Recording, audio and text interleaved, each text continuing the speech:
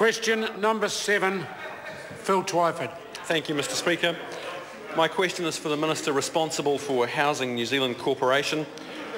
When did he last discuss the sale of state housing stock with Cabinet or a Cabinet committee?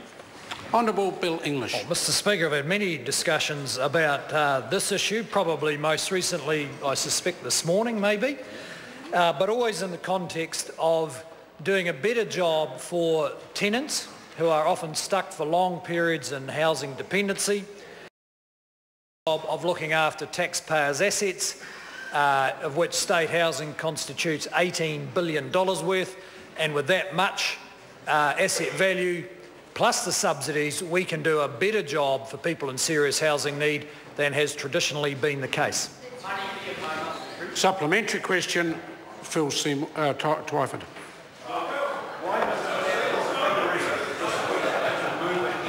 Sale of state houses. What was the question? Order, the mic wasn't working as the member started this question. Would you mind repeating the question? Supplementary question. Phil Twyford. Why did his Cabinet agree this week to move ahead with the sale of state houses? Honourable Well, Mr Speaker, English. well, the member will just have to wait and see about that. But he's going to have trouble arguing that decisions made 60 years ago about where houses should be and what size they should be are decisions that we must stick with in 2015. Decisions made in the 1950s should not determine how the needs of today's tenants are met. I know that's Labor's position. Everything was perfect in the 1950s, but in planet Earth, things have changed a bit. Supplementary. Order.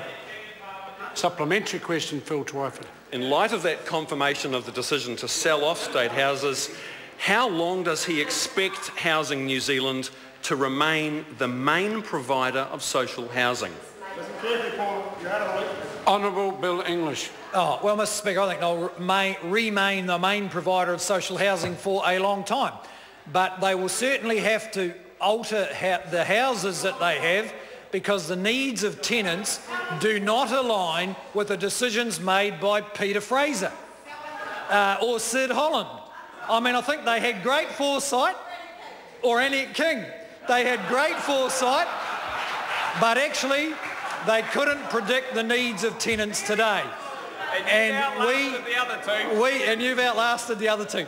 We are willing to change the nature of our housing to meet the needs of our tenants.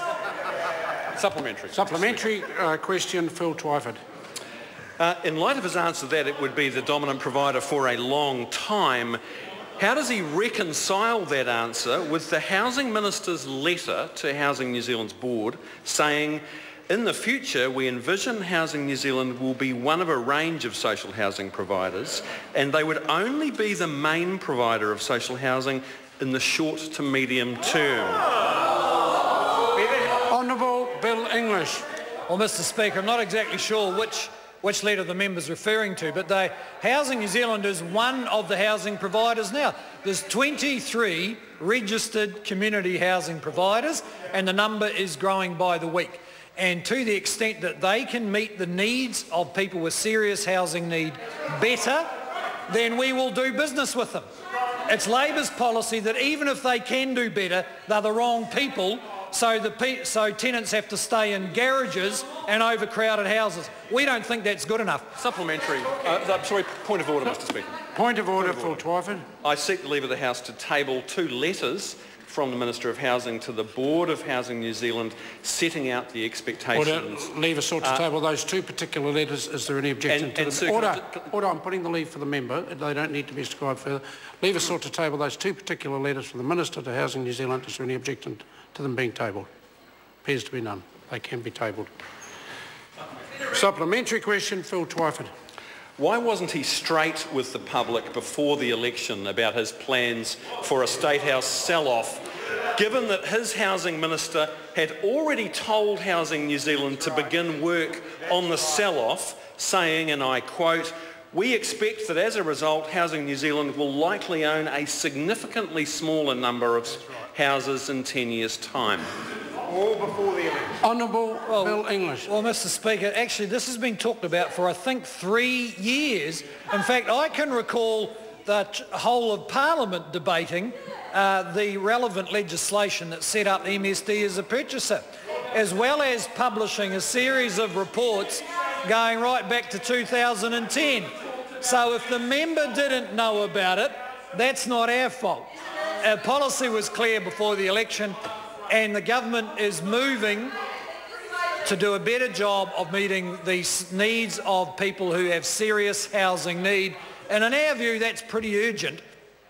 Supplementary. Supplementary question, Phil Twyford. Why is he selling off state houses on the open market where they can be bought by property developers and speculators, given that these homes have provided so many New Zealanders, including the Prime Minister, with a decent start in life? Honourable Bill English.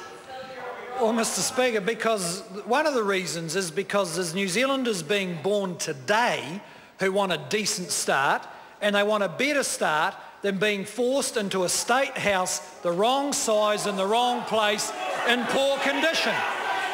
That is why, because we can get a better deal for those New Zealanders who need a good start in life today.